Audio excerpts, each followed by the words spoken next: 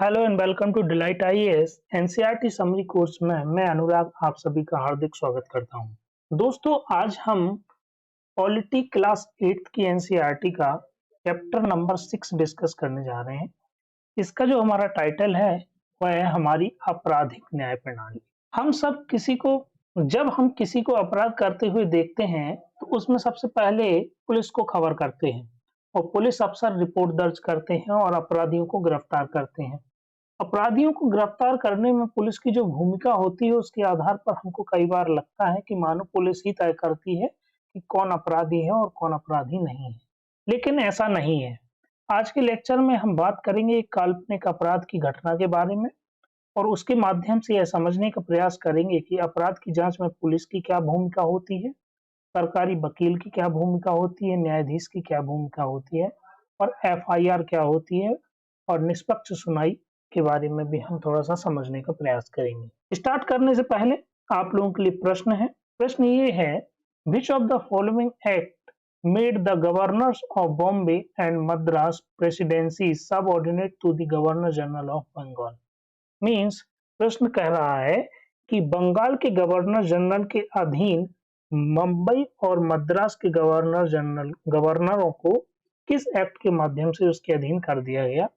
आपके ऑप्शंस हैं, पहला Pitt's India act 1784, regulating act 1773, act of 1786 and charter act 1793। इसका आंसर मैं आपको वीडियो के अंत में दूंगा। आइए अपन स्टार्ट करते हैं। एक काल्पनिक घटना के बारे में बात करेंगे। घटना है, श्रीमती सिंधी का हार चोरी हो गया है और उन्होंने आरोप लगाया है उनके घरेलू सहायिका शांति के ऊपर कि शांति ने उनका हार चोरी कर लिया है। श्रीमती सिंधे के पति श्री सिंधे ने शांति के बैग की तलाशी ली और उनको 10,000 रुपए उस बैग में से मिले। अब 10,000 रुपए बैग में से जो मिले तो यह उन्होंने आरोप लगाया कि इन्होंने ही मेरा हार चुराया है और इस हार को बेच के जो पैसे इनको मिले ये 10,000 रुपए वह वही हैं। लेकिन शांति जो घरेलू सहायिका वह कहती है कि यह उसके और उसके भाई की सेविंग के पैसे हैं, बचत के पैसे हैं। तो यहाँ पर जो श्री सिंधे हैं, श्री सिंधे क्या करते हैं कि ये चले जाते हैं पुलिस थाने और पुलिस थाने में इन्होंने क्या किया, वहां पर एफआईआर दर्ज करवाते हैं। एफआईआर दर्ज करवाने के लिए वहां पर गए तो वहां पर उनको मिलते हैं कौन? Sub inspector Rao. Sub inspector Rao ने क्या किया, सिंधे की बात सुनी और उनके आधार पर उन्होंने एफआईआर दर्ज कर ली। फिर जो राव हैं, इंस्पेक्टर राव हैं, उन्होंने क्या किया, बयान दर्ज किए। बयान दर्ज करने के साथ साथ उन्होंने ये जो 10,000 रुपए मिले थे उनको सील कर दिया और शांति को गिरफ्तार कर लिया है। फिर यहाँ से कहानी आगे बढ़ती है और शांति का जो भाई है उसका नाम है सुशील।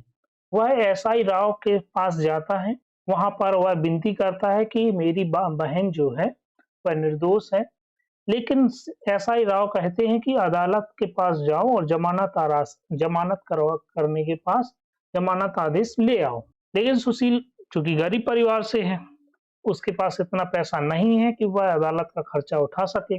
इसी के साथ साथ यहाँ पर एक चीज और देखने को मिलती है, एसआई राव ने सुशील पर इल्जाम कबूल करने को कहा है। वह थोड़ा सा दबाव बनाते हैं, सुशील को पीटते हैं, गालियां देते हैं और ऐसा इल्जाम लगाते हैं और कबूल करने को बाध्य करते हैं कि घरेलू नौकरों का एक गिरोह जो है सुशील द्वारा चलाया जा रहा है। परंतु सुशील ईमानदार व्यक्ति है, उसने जो है यह जो आरोप जो उन्होंने कबूल करने को बोला है वह अब कबूल नहीं करता और वह कहता है कि वह तो एक मजदूर है जो फैक्ट्री में काम करता है, मजदूरी करता है।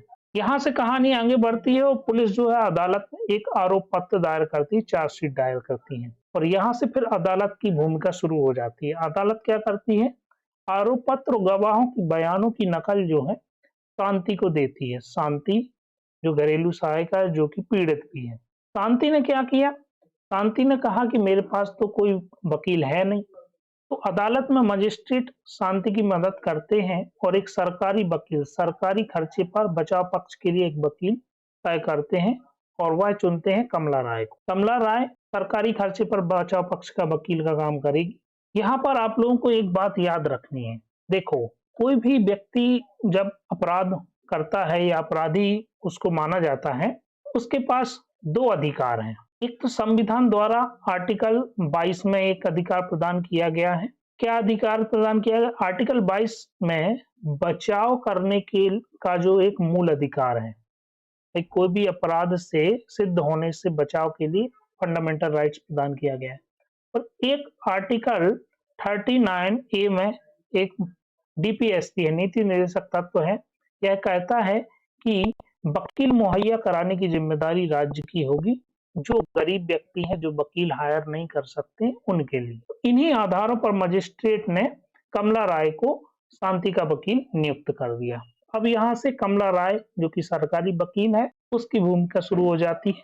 शांति से बात उन्होंने कमला राय ने और पर्याप्त समय दिया, तब जाके उन्होंने श्रीमती सिंधे से प्रश्न किए, जिससे पता चला कि चोरी का हार जो है शांति के पास नहीं मिला था। कमला राय ने सुशील और उसके मालिक से भी प्रश्न पूछे, और जिससे यह साबित हुआ कि 10,000 रुपए की जो कमाई है वह कमाई की रकम है। 10,000 रुपए जो है वह कमाई की रकम थी, सेविंग के पैसे थे। और तीसरा उन्होंने गवाह पेश किया इंस्पेक्टर शर्मा को।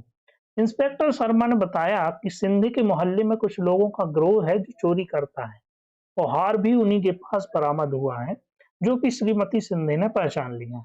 तो यहाँ से जो है केस पूरा सॉल्व हो जाता है, और न्यायाधीश जो है शांति को बरी कर देते हैं और 10,000 रुपए उसे वापस कर देते हैं। तो ये जो है पूरी काल्पनिक घटना थी, हमने देखी।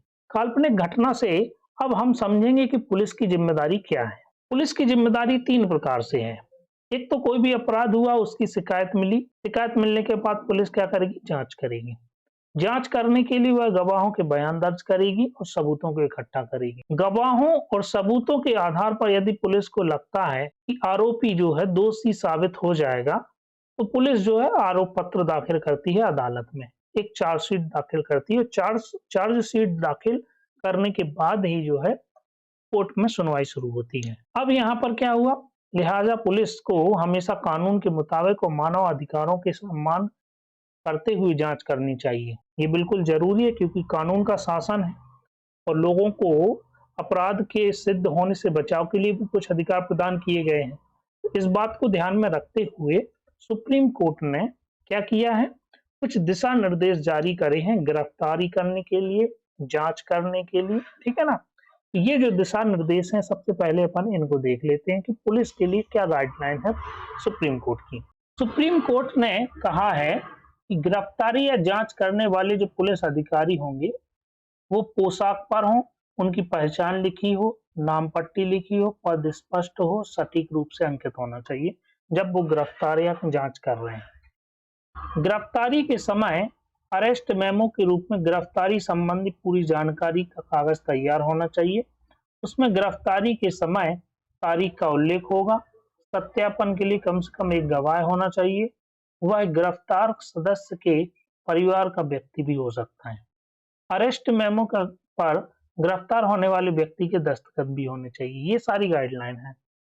इसके अलावा एक और पॉइंट है इसमें कि गिरफ्तार किए गए जो हिरासत में रखेगा या जिससे पूछताछ की जा रही है, ऐसे व्यक्ति को अपने किसी संबंधी या दोस्त या शुभचिंतक को जानकारी देने का अधिकार है। जब गिरफ्तार व्यक्ति का दोस्त या संबंधी उस जिले से बाहर रहता है, तो गिरफ्तारी के 8 से 12 घंटे के भीतर उसे गिरफ्तारी के समय, स्थान और हिरासत के जगह के बारे में जानकारी भेज देनी चाहिए। ये जो है 4 पॉइंट हैं सुप्रीम कोर्ट की गाइडलाइन के रूप में, ठीक है। ये आप लोगों को थोड़ा सा याद रखना है। पुलिस के लिए दिशा निर्देश है सुप्रीम कोर्ट के द्वारा। यहाँ तक समझ में आया?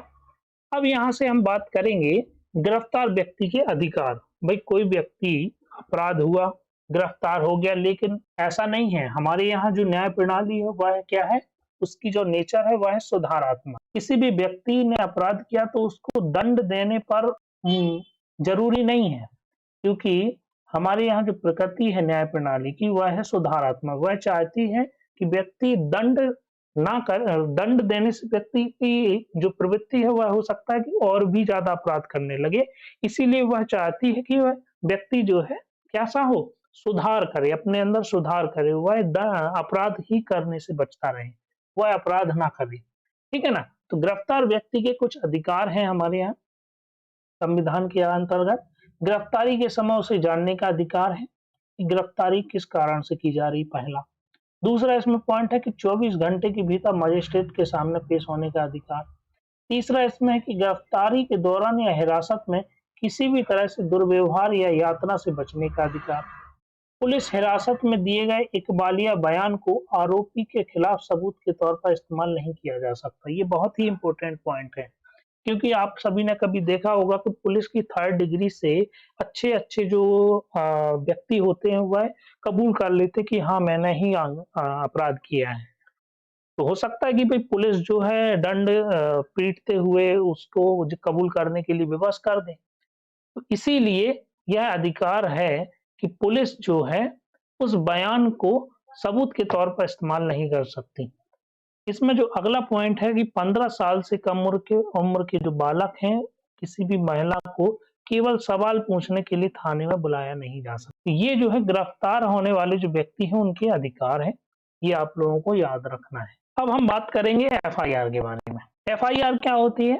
एफआईआर होती है प्रथम सूचना रिपोर्ट होती है। जब पुलिस इसको दर्ज करती है तो इसमें अपराध की पड़ताल यहाँ से शुरू कर सकती है। यदि अपराध संज्ञेय है तो सूचना मिलने पर थाने के प्रभारी अधिकारी को फौरन एफआईआर दर्ज करनी चाहिए। तो एफआईआर में आमतौर पर वारदात की क्या-क्या शामिल होता है देखते हैं। आमतौर पर इसमें वारदात की तारीख, समय, स्थान, वारदात के मूल तथ्यों और घटनाओं का विवरण, अपराधियों का पता हो तो उनके नाम, गवाहों का भी उल्लेख एवं शिकायत दर्ज करने वाले का नाम और पता लिखा होता है। ये सारी जानकारी होती है और थाने में एक फॉर्मेट होता है एफआईआर का, उस फॉर्मेट में पूरा ये जानकारी फिल की जाती है। ये हो गया हमारा प्रथम सूचना रिपोर्ट मीन्स एफआईआर। अब हम बात करेंगे सरकारी वकील की क्या भूमिका होती है। देखो दोस्तों, कोई भी अपराध होता है तो वह जनता के विरुद्ध होता है। इसका आशय यह है कि वह अपराध केवल पीड़ित व्यक्ति के विरुद्ध नहीं हुआ बल्कि पूरे समाज के विरुद्ध यह अपराध हुआ। तो समाज के विरुद्ध जब कोई अपराध होता है तो उसमें एक पक्ष कौन बन जाता है? राज्य बन जाता है। राज्य की तरफ से क्या हो जाता है? एक पक्ष राज्य बन गया और दूसरा पक्ष कौन बन गया? जिसने आरोप लगाया है। मीन्स पीड़ित पक्ष की तरफ से राज्य होता है और जो आरोप लगा रहा है वह दूसरा पक्ष हो गया। इसीलिए कई बार आपने सुना होगा राज्य बनाम लक्ष्मण कुमार, ये पिछले हमने चैप्टर में बात करी थी, दहेज वाला जो केस था उसमें जो सुधा की हत्या हो जाती है, याद होगा यदि आपको, पिछले लेक्चर में बात करी थी हमने। तो राज्य बनाम लक्ष्मण कुमार एवं अन्य वाला ये केस नाम था, केस का नाम था। तो राज्य एक पक्ष है, दूसरा जो आरोपी है मीन्स जो आरोप लगाने वाला है वह पक्ष होता है। ठीक है ना? ये हो गया नाम। अब सरकारी वकील की क्या भूमिका होती है? इसकी भूमिका जब शुरू होगी तब पुलिस जो है पूरी जांच करके अदालत में आरोप पत्र दाखिल कर देगी। सरकारी वकील की इस जांच में कोई भूमिका नहीं होती, उसे राज्य की ओर से अभियोजन प्रस्तुत करना होता है। न्यायालय के पदाधिकारी के रूप में उसकी जिम्मेदारी है कि वह निष्पक्ष रूप से अपना काम करे और अदालत के सामने सारे ठोस तथ्य और गवाहों और सबूत पेश करे। ये बहुत ही बड़ी जिम्मेदारी होती है सरकारी वकील की। ये बात हमने यहाँ तक समझी। इसके बाद आता है न्यायाधीश की भूमिका क्या होगी। न्यायाधीश की भूमिका होती है दोस्तों एम्पायर की तरह। जैसे हमने क्रिकेट में एम्पायर होते हैं ना, उनका फैसला अंतिम होगा, उसका ऑब्जेक्शन कोई नहीं उठा सकता। उसी तरह न्यायाधीश की भूमिका भी यही है कि एम्पायर की तरह वह अपनी भूमिका निभाते हैं। कैसे? निष्पक्ष भाव से खुली अदालत में मुकदमे का संचालन करते हैं। न्यायाधीश सारे गवाहों के बयानों को सुनते हैं। अभियोजन पक्ष तथा बचाव पक्ष की तरफ से जो पेश किए गए सबूत हैं उनकी जांच करेंगे। अपने सामने मौजूद बयानों और सबूतों के आधार पर कानून के अनुसार न्यायाधीश ही तय करते हैं कि आरोपी सच में दोषी है या नहीं। यदि न्यायाधीश को लगता है कि आरोपी दोषी है, वो पाया जाता है, तब न्यायाधीश उसे सजा सुनाते हैं। सजा 2 प्रकार से हो सकती है, वैसे तो 3 प्रकार से हो सकती है। या तो उसको जेल भेज दिया जाएगा, या फिर उसको जुर्माना लगा दिया जाएगा, या फिर इन दोनों को मिला के जेल और जुर्माना दोनों भी हो सकता है सजा। ठीक है ना? ये हो गई न्यायाधीश की भूमिका। अब हम बात करेंगे निष्पक्ष सुनवाई क्या होती है। आप थोड़ा-सा, मैंने जो इसको केस के बारे में बताया था, हमने जो कहानी की बात करी थी, काल्पनिक घटना, उसको थोड़ा-सा याद कीजिए और समझिए। यहाँ पर 2 पक्ष हैं। एक तो है शांति जो पीड़ित पक्ष है और एक है अभियोजन पक्ष। अभियोजन पक्ष जो है वह मिसेस सिंधे और सिंधे का परिवार है। ठीक है ना? 2 पक्ष हैं। अब न्यायाधीश क्या कर सकता है यहाँ पर? जैसे ही उसके समक्ष कोई केस आएगा तो पीड़ित पक्ष को निर्दोष मानते हुए मुकदमा चलाता है और यहाँ पर अभियोजन पक्ष की जिम्मेदारी होती है कि वह निर्णायक रूप से सिद्ध करे कि जो पीड़ित है वह दोषी है। ठीक है ना? क्योंकि केस किसने पहले एफआईआर किसने दायर की? अभियोजन पक्ष ने इस केस में।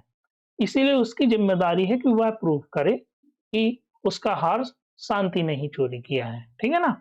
अब निष्पक्ष सुनवाई क्या होगी? देखो, शांति को आरोप पत्र और उन सभी साक्ष्यों की एक-एक प्रति दे दी गई न्यायाधीश के द्वारा। ये बहुत अच्छी बात है। मुकदमा जो भी चलाया गया वह खुद ही अदालत में चलाया गया।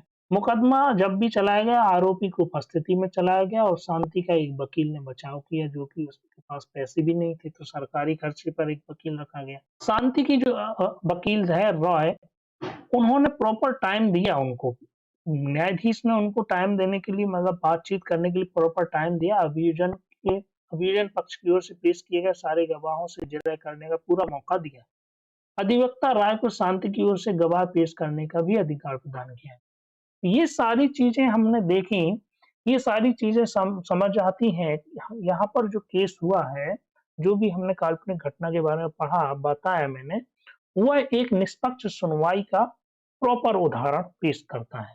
तो ये सारी चीजें होनी चाहिए हर एक ट्रायल में। यहाँ पर हमारा जो है पूरा चैप्टर कंक्लूड हो जाता है और हमने पूरे केस में देखा कि पुलिस की क्या भूमिका है, सरकारी वकील की क्या भूमिका है, न्यायाधीश की क्या भूमिका है। इवन सुप्रीम कोर्ट के द्वारा जो गाइडलाइन दी गई हैं पुलिस को गिरफ्तारी और जांच करने से संबंधित, उनको भी देखा और साथ ही साथ जो गिरफ्तार व्यक्ति है उसके भी कुछ मूल अधिकार हैं उसको भी समझने का प्रयास। अब हम वापस आ जाते हैं अपने प्रश्न पर। विच ऑफ द फॉलोइंग प्रश्न ये है कि किस एक्ट के माध्यम से गवर्नर बम्बई के और मद्रास के गवर्नर को बंगाल के गवर्नर जनरल के अधीन कर दिया गया था? तो इसका जो आंसर है, आपका आंसर बी है, रेगुलेटिंग एक्ट 1773। देख लेते हैं इसका एक्सप्लेनेशन। रेगुलेटिंग एक्ट के बारे में यदि बात करूं तो इसकी कुछ विशेषता ये है कि बंगाल का जो राज्यपाल मीन्स गवर्नर था उसको बंगाल का गवर्नर जनरल बनाया गया और उसकी सहायता के लिए इसमें 4 सदस्यों की एक कार्यकारी परिषद बनाई गई थी। जो पहले बंगाल के गवर्नर जनरल बने थे वह थे वॉरेन हेस्ट। और बम्बे और मद्रास प्रेसिडेंसी के जो गवर्नर थे, राज्यपाल थे, उनको बंगाल के गवर्नर जनरल के अधीन कर दिया गया था।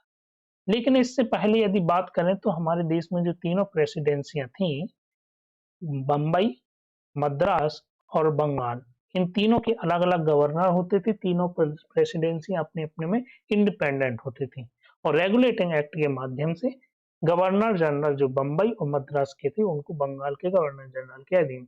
आप लोग कमेंट करके बताइए कि यह रेगुलेटिंग एक्ट क्यों लाया गया था, इसका क्या महत्व था, इसको कमेंट करके बताइएगा। आज का लेक्चर यहाँ पर हमारा खत्म होता है। यदि आप लोगों को इस वीडियो की पीडीएफ चाहिए है, लेक्चर की पीडीएफ चाहिए, तो आप लोग डिलाइट आईएएस के टेलीग्राम चैनल को ज्वाइन कर सकते हैं। यदि आप लोग जो मेरे जो डिलाइट आईएएस का यूट्यूब चैनल है उस पर नए हैं तो आप लोग इसको सब्सक्राइब कीजिए, वीडियो को लाइक और शेयर भी कीजिए। आज के लिए इतना ही है। Thank you very much.